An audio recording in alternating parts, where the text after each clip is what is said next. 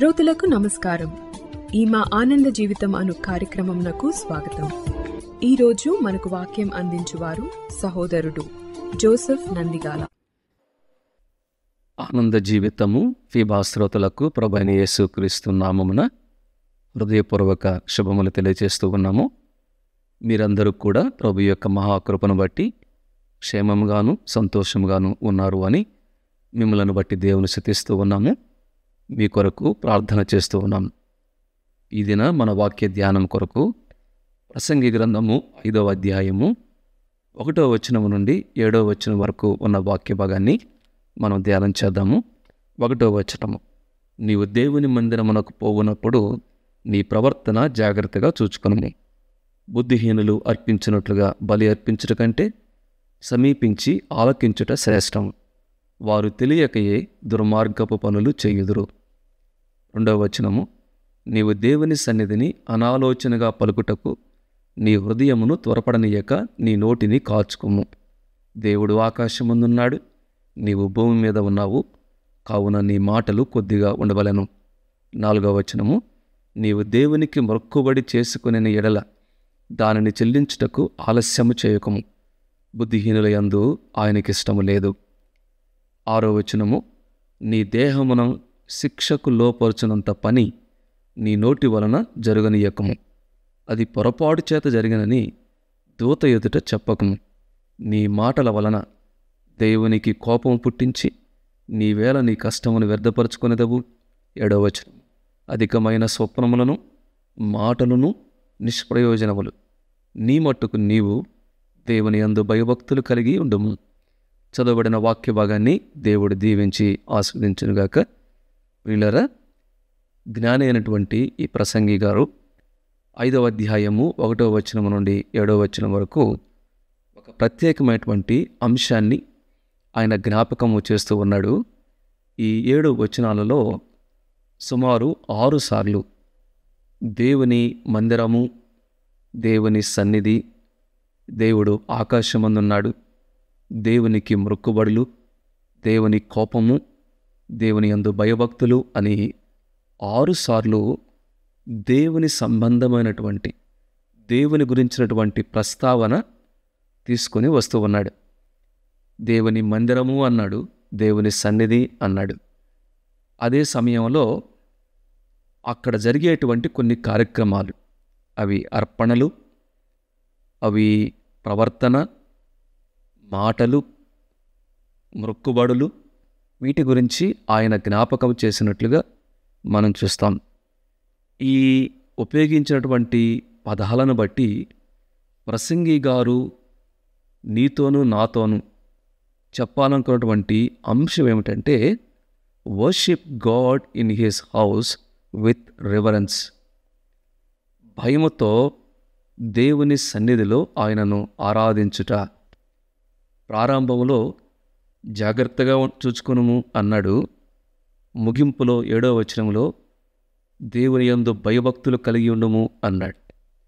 ఈ జాగ్రత్త, ఈ భయభక్తులు మధ్యలో దేవుని మందిరములో, దేవుని యొక్క సన్నిధిలో ఏ విధంగా భయముతో ఆయనను ఆరాధన చేయాలో, దాని యొక్క అర్థం ఏమిటో కొన్ని విషయాలు ఆయన జ్ఞాపం చేశాడు. ఇవి వ్యక్తిగతంగా నీవు, నీ ప్రవర్తన, నీవు దేవుని సన్నిధికి వెళ్ళినప్పుడు, నీవు దేవునికి మొక్కుబడి చేసుకున్నప్పుడు, నీ దేహము అని వ్యక్తిగతంగా ఒక్కొక్కరితో మాట్లాడుతున్నట్టుగా ఇక్కడ మనకు స్పష్టంగా అర్థమవుతుంది. కాబట్టి ఈ విషయాలు ఎవరికి వారము, నీ మట్టుకు నీవు, నా మట్టుకు నేను, ఈ విషయాలు మనం ఆలోచన చేసుకోవాలి అని ప్రభు పేరిట మనవి చేస్తూ ఉన్నాను. ఈ అంశంలోనికి, ప్రసంగారు చెప్పినటువంటి విషయాల్లోనికి వెళ్ళక ముందు, నేటి దినాలలో ఇదే దేవుని పేరిట, దేవుని నామమున జరుగుతున్నటువంటి దేవుని మందిరములో, దేవుని సన్నిధిలో ఏమి జరుగుతుందో మనము ఆలోచన చేస్తే, అన్నిటి గురించి అనట్లేదు కానీ సాధారణంగా ప్రస్తుతటువంటి పరిస్థితులు మనం గమనిస్తూ ఉన్నప్పుడు అలవాటు, ఆచారము, నామకార్థత, మర్యాదపూర్వకమైనటువంటి హాజరవటం, సాధారణంగా ఏదైనా ఎవరు ఒక చోటకు వెళ్ళినప్పుడు అక్కడ ఎవరైనా పెద్దవాళ్ళు ఉన్నప్పుడు బాగుండదు కాబట్టి మర్యాదపూర్వకంగా కలవటం. అటువంటి భావన వెళ్ళకపోతే బాగుండదు కాబట్టి, మర్యాద ఉండదు కాబట్టి మర్యాదపూర్వకంగా వెళ్ళినట్టుగా వెళ్ళటం కాలక్షేపము అని చెప్పి అంటాం. అంటే అక్కడికి పోతే కొంత సమయం గడుస్తుంది, అందువల్ల కొంత మేలు కూడా ఉంటుంది అనేటువంటి భావనతో కాలక్షేప ధోరణితో వెళ్ళటం. వినోదము అనేటువంటి మాట, వినోద భావన, ఎంటర్టైన్మెంట్ లాగా ఉండటం. అదే సమయంలో ఏదో ప్రక్కింటికి వెళ్ళి ప్రక్కింటి వాళ్ళతో సంభాషణ చేస్తున్నట్టుగా, చిట్చాట్ లాగా మాట్లాడుతున్నట్టుగా అటువంటి ధోరణులు, ఈ పార్టీకి వెళుతున్నట్టుగా, ఫంక్షన్కి వెళుతున్నట్టుగా, మనుషులను కేవలం మనుషులను మాత్రమే కలిసేటువంటి ఒక దృక్పథాన్ని కలిగి ఉండటము, ఇవన్నీ కూడా ఈ ఆధునిక పోకడలు విషయాలు మనము దేవుని పేరట దేవుని మందిరంలో జరుగుతున్న విషయాలు మనం గమనిస్తూ ఉన్నాం. అంత మాత్రమే కాదు, అక్కడ జరిగేటువంటి అర్పణ ఆరాధన విషయాలు మనం గమనిస్తే ఆలకించటం, ఆలోచించటము, విరిగి నలిగినటువంటి హృదయాలు హృదయపూర్వకంగా అర్పించటము, భయముతో వణుకుతూ ఉండటము, వీటికంటే కూడా ఆరాధన, దేవుని స్తుతించుట అంటే కేవలము అరుపులు, కేకలు, సంగీతము, విస్తారమైనటువంటి శబ్దాలు, కొంచెం కూడా ఆలోచించటానికి కూడా గ్యాప్ ఇవ్వకుండా నడిపించేవారు కంటిన్యూగా మాట్లాడుతూ ఉంటే వినేవారు కేవలము ఆలోచన లేకుండా వాటిని ఏకీభవించటము, ఇవన్నీ కూడా వీటి పేరు మీద, దేవుని ఆరాధన పేరు మీద జరుగుతున్నటువంటి విషయాలు మనం గమనిస్తూ ఉన్నాము. అంత మాత్రమే కాదు, ప్రాధాన్యతలుగా చూస్తే స్థలము, కట్టడము, మందిరము మంచిదే, అవసరమైనవి. కానీ దేవుని కంటే కూడా కట్టడానికి, స్థలానికి, మందిరానికి అధిక ప్రాధాన్యత ఇవ్వటం అనేటువంటి ఒక ప్రమాదకరమైనటువంటి పోకడు కూడా మనం గమనిస్తూ ఉంటాం. అక్కడ దేవునికి ప్రాధాన్యత కంటే కూడా స్థలానికి ప్రాధాన్యత, దేవుని ప్రాధాన్యత కంటే కూడా కట్టడానికి ప్రాధాన్యత, అక్కడ లోపల ఉన్నటువంటి హంగు, ఆర్భాటము, వాటికి ఎక్కువ ప్రాధాన్యత ఇవ్వటము మనం గమనిస్తూ ఉన్నాం. అంత మాత్రమే కాదు, మరొక కోణంలో ఆలోచన చేస్తే మనము గమనించినప్పుడు కార్యక్రమములలో ఆత్మీయతను చూడటం, వాస్తవంగా దేవుని మాట ప్రకారము దేవుని సారూప్యంలోనికి, యేసుక్రీస్తు ప్రభువారి యొక్క సారూప్యంలోకి ట్రాన్స్ఫర్మేషన్ అది ఎంత జరుగుతుంది దానికంటే కూడా కార్యక్రమములలో ఆత్మీయతను కొలవటానికి ప్రయత్నం చేయటం. ఈ మందిరం బాగా ఉంది, అర్థం ఏంటంటే ఖాళీ లేకుండా కార్యక్రమాలు చేస్తూ ఉంటారు అనేటువంటి దాంతో ఆత్మీయతను ముడిపెట్టి కొలవటము అనేది ఎక్కువగా జరుగుతున్నటువంటి విషయాలు మనం చూస్తాం. అందువల్లనే అన్నీ కూడా బహిరంగంగా చేయటం మనం చూస్తూ ఉన్నాం. లేదా ఈ సమయంలో ఇటువంటి ప్రమాదకరమైనటువంటి దేవుని భక్తిలో ప్రమాదం, ఆరాధనలో అనవసరమైనటువంటి అనాలోచితమైనటువంటి వైఖరులు, ప్రాధాన్యతలలో దేవుని కంటే కూడా కట్టడాలకు ప్రాధాన్యత ఇవ్వటము, ఆత్మీయతను కొలిచే విషయంలో దేవుని యొక్క సారూప్యం కంటే కూడా కార్యక్రమాల వైపు దృష్టి మళ్లించటము, ఇవన్నీ కూడా ఆలోచన చేస్తూ ఉన్నప్పుడు ఆ ప్రమాదాన్ని నుంచి బయటపడటానికి దేవునికి ఇష్టకరమైన, అంగీకారమైన ఒక చక్కని భయముతో, గౌరవంతో కూడినటువంటి ఆరాధన చేయడానికి ఇక్కడ ప్రసంగి గారు కొన్ని విషయాలు జ్ఞాపం చేస్తున్నాడు. అవి మనం త్వరగా క్లుప్తంగా ఆలోచన చేయడానికి ప్రయత్నం చేద్దాం. అందులో 4 విషయాలు ఆయన చెప్పాడు. అవి ఆజ్ఞలుగా చెప్పాడు. ఏదో మీరు చేస్తే చేయండి, చేయకపోతే చేయొద్దు అనేటువంటి భావనతో కాకుండా ఇది ఇంపరేటివ్ కమాండ్, ఒక హెచ్చరికతో ఆజ్ఞాపూర్వకంగా ఇవి చేయాలి మీరు తప్పనిసరిగా అనేటువంటి భావనతో ఆయన మాట్లాడినట్టుగా మనకు అర్థమవుతుంది. 4 విషయాలు మనం క్లుప్తంగా జ్ఞాపకం చేసుకుందాము. అందులో ఒకటి ఏమన్నాడు అంటే 5వ అధ్యాయము 1వ వచనంలో మొట్టమొదటి జ్ఞాపకం చేశాడు. God your steps when you go to the house of God. నీవు దేవుని మందిరమునకు పోవునప్పుడు నీ ప్రవర్తన జాగ్రత్తగా చూచుకొనుము అన్నాడు. ఇక్కడ ప్రవర్తన మందిరానికి పోయేటప్పుడే, వెళ్ళక ముందే పోయేటప్పుడు ప్రవర్తనని జాగ్రత్తగా చూచుకో అని చెప్పి అన్నాడు. ఎందుకంటే బుద్ధిహీనులు ఉన్నారు. ఆ బుద్ధిహీనులు ఏం చేస్తారు అంటే వారు దేవునికి ఇష్టం లేని, ఆ రకం చెప్పాలి అంటే వాళ్ళు కూడా ఏదైనా ఉదాహరణకు దేవునికి కాసులు ఇచ్చే విషయంలో, దేవునికి ఆనాడు ఉన్నటువంటి బలులు ఇచ్చేటువంటి విషయంలో, కుంటివి, గుడ్డివి, చెల్లనివి అంటే వారు కూడా అంగీకరించలేని, ఉపయోగించుకోలేని వాటిని తీసుకువెళ్ళి దేవునికి ఇవ్వటం అనేది, ఇవి అన్యాక్సెప్టబుల్, అంగీకారం లేనటువంటి అర్పణలు బుద్ధిహీనులు అర్పిస్తారు అన్నాడు. రెండవది, బుద్ధిహీనులకు ఉన్నటువంటి ఆలోచన ఏమిటంటే మేము ఏది అప్పగించినా కూడా, అర్పించినా కూడా దేవుడు దాన్ని అంగీకరిస్తాడు, తద్వారా మా పాపాలు ఏదైతే ఉన్నావో, మా తప్పులు ఏవైతే ఉన్నావో అవన్నీ కూడా కొట్టివేయబడతాయి అనేటువంటి భావన కలిగి ఉండటం. దేవుని మందిరంలో కూడా దుర్మార్గ పనులు చేయటం. ఆ మాటను చూడండి, వారు తెలియకయే దుర్మార్గ పనులు చేయుదురు అన్నాడు. అయితే నీ ప్రవర్తన, నా ప్రవర్తన బుద్ధిహీనుల ప్రవర్తనలాగా ఉండకూడదు. అర్పించేది మనము జాగ్రత్తగా చూసుకోవాలి అనే భావంతో చెప్తూ సమీపించి ఆలకించుట శ్రేష్టము అన్నాడు.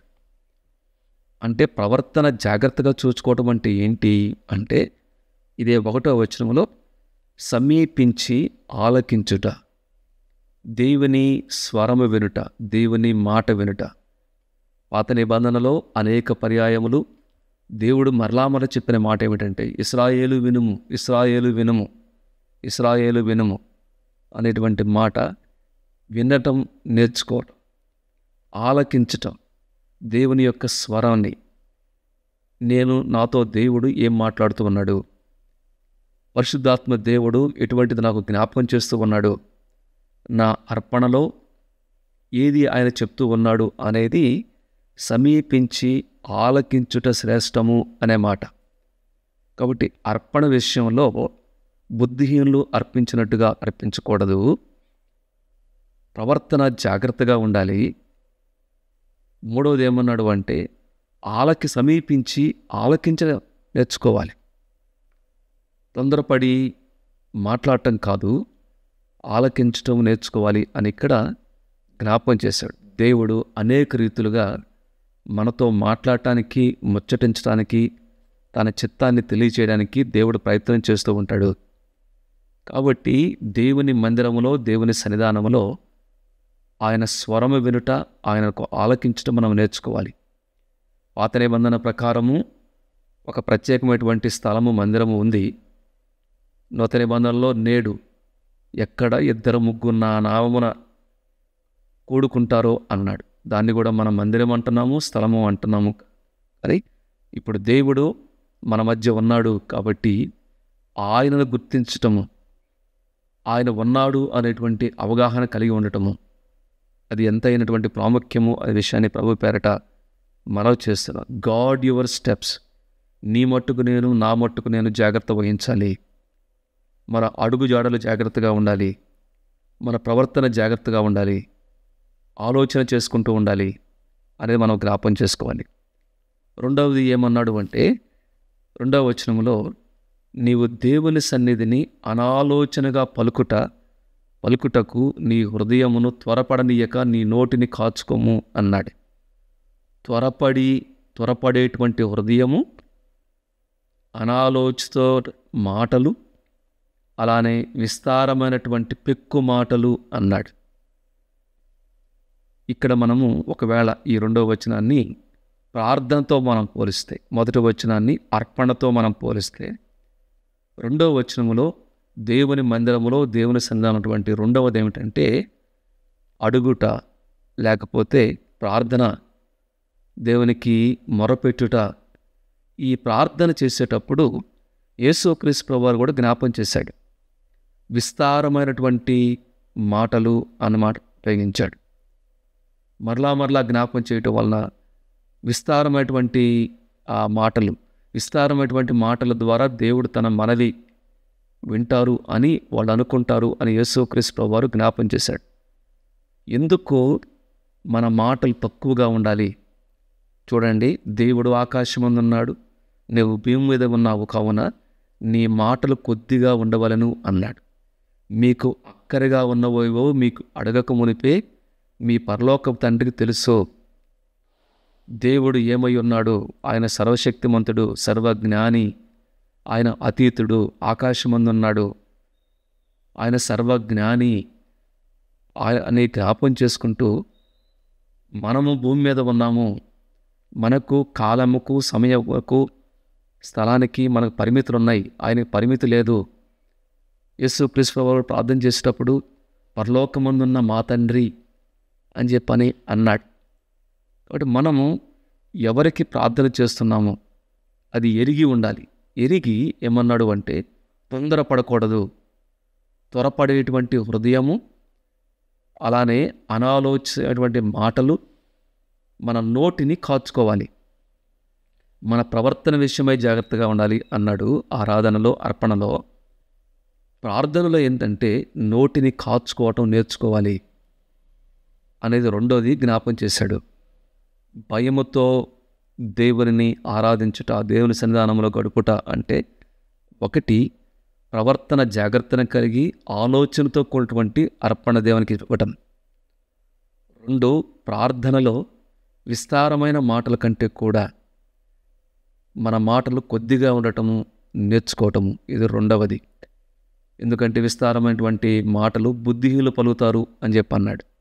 అట్లా బుద్ధిహీనంగా ఉండకూడదు అని ప్రభు పేరట మనము నేర్చుకుందాం. మూడవది ఏమన్నాడు అంటే 4వ వచనంలో, నీవు దేవునికి మొక్కుబడి చేసుకునే ఎడల దాన్ని చెల్లించుటకు ఆలస్యము చేయకము అన్నాడు. మొక్కుబడులు అని అంటున్నప్పుడు ఇక్కడ ప్రమాణము, దేవునితో ఒక వడంబడిక, వాగ్దానం చేయుట అనేటువంటిది. అంటే సాధారణంగా మనము ఒక కండిషన్, ప్రభువా నీవు నా జీవితంలో ఇది చేస్తే, ఈ రోగాన్ని బాగు చేస్తే, ఈ బిడ్డను ఇస్తే, నువ్వు ఈ విధంగా ఉద్యోగం ఇస్తే అని దేవుడు ఏదైనా ఒక పని చేస్తే దానికి బదులుగా నేను ఈ విధంగా చేస్తాను అని ఒక మొక్కుబడి చేసుకోవటం, ఒక ప్రమాణం చేయటం.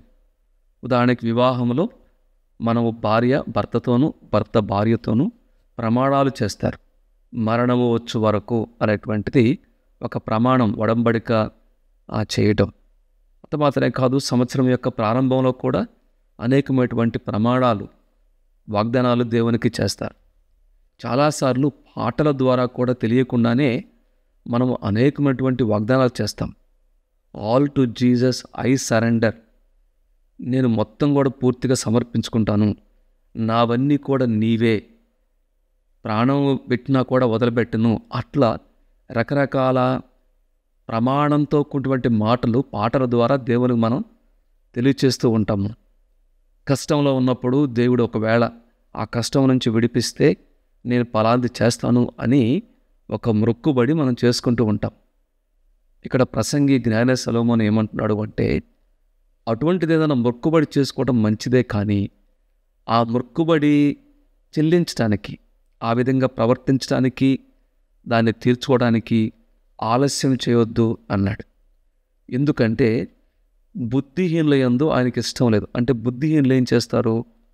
ఏదో ప్రమాణం చేస్తారు కానీ మర్చిపోతారు, వడంబడి చేసుకుంటారు కానీ మర్చిపోతారు. ఇంకా ఈనాడు మనము ప్రమాణం కంటే కూడా నేటికి మందిరం మీద, తల్లుల మీద, వాటి మీద, వీటి మీద ఒట్టులు పెట్టుకునేవారు, ప్రమాణాలు చేసేవారు. అందుకంటే కూడా ప్రభు ఏమన్నాడు అంటే, మీ మాట అవునంటే అవును, కాదంటే కాదు అని ఉండాలన్నాడు.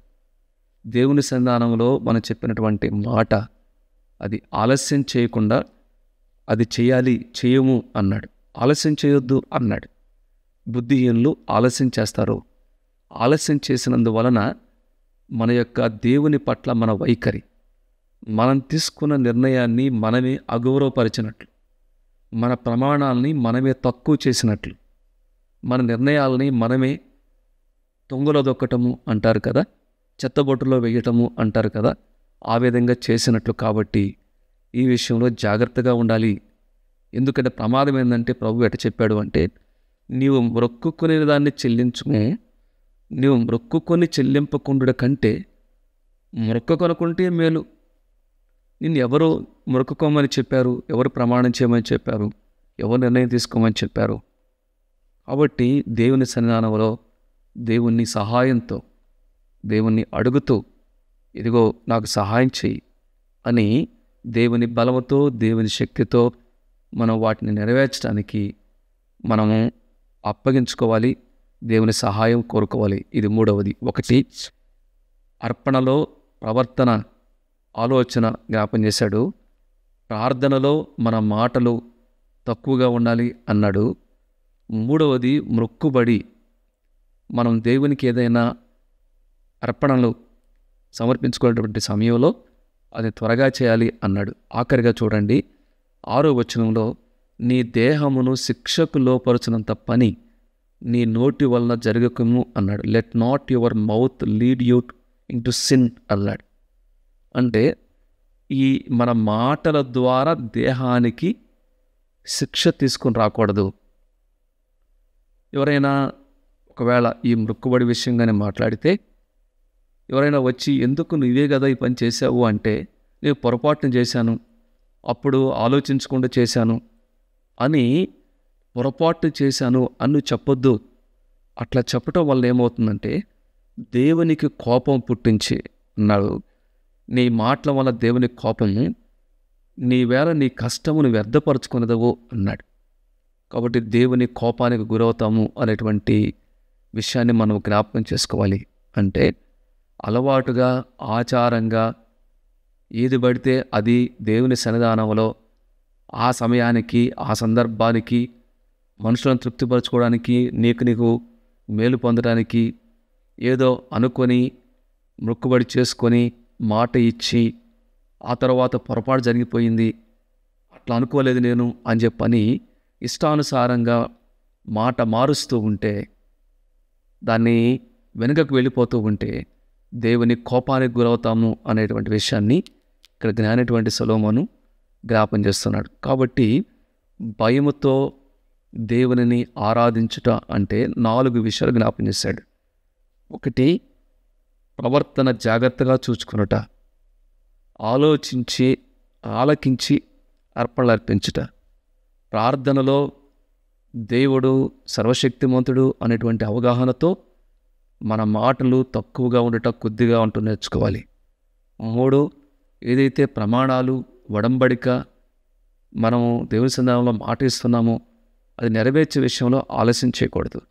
4, మన మాటల ద్వారా మన దేహానికి శిక్ష రాకుండా, దేవుని కోపానికి గురి కాకుండా, క్రమశిక్షణకు గురి కాకుండా మనకు జాగ్రత్త పడాలి అని జ్ఞాపం చేస్తున్నాడు. ముగించేటప్పుడు ఏమన్నాడు అంటే, నీవు దేవుని యందు భయభక్తులు కలిగి ఉండము అని. కాబట్టి దేవుని అందరి భయం ఏం చేస్తుందంటే, గౌరవంతో కూడిన, ఆయన ఘనపరిచేటువంటి, ఆయన హెచ్చించేటువంటి, ఆయన మహింపరిచేటువంటి, ఆయన సంతోషించేటువంటి, ఆగ్రహించేటువంటి చక్కని ఆరాధన, అర్పణ దేవుని మనకు అప్పగిస్తాం. తద్వారా ఏమవుతుందంటే దేవుడు మనను ఆశీర్వదిస్తాడు, అనేక మందికి ఆశీర్వదకరంగా చేస్తాడు, సంతోషకరమైన, సమాధానకరమైన జీవితాన్ని దేవుడు మనకిస్తాడు అనే విషయాన్ని మనం జ్ఞాపకము చేసుకోవాలి. కాబట్టి అర్పణలో అజాగ్రత్త వద్దు, ప్రార్థనలో అనాలోచిత వద్దు, అలానే మొక్కుబడిలో ఆలస్యం చేయొద్దు, మాటల్లో అపరాధం లేకుండా మనం చూసుకోవాలి. ఒకవేళ ఇంకా యేసు క్రీస్తు ప్రభువాన్ని అంగీకరించకపోతే, బుద్ధిహీనంగా ఉంటూ, నేను నమ్మినా నమ్మకపోయినా నేను చేసేటువంటి పనులను బట్టి, క్రియలను బట్టి, ఆచారాలను బట్టి దేవుడు నన్ను క్షమించి వేస్తాడే అనుకుంటే అది చాలా పొరపాటు. యేసు క్రీస్తు ప్రభువును అంగీకరించండి. ప్రభువును నమ్ముకున్న వారు భయముతో, వణుకుతో ప్రభువును ఆయన సన్నిధిలో ఆరాధన చేయడానికి ప్రభుశుద్ధాత్మ దేవుడు మనకు సహాయం చేయనుగాక. దేవుడి వాక్య భాగాన్ని దీవించి ఆశీర్వదించునుగాక. ఈ కార్యక్రమమును గూర్చి మీ సలహాలు మరియు మీ ప్రార్థనా అవసరతల కొరకు మమ్మను సంప్రదించవలసిన మా ఫోన్ నంబర్ 9485508539 మరియు ఈమెయిల్ ఐడి info@fibaonline.org.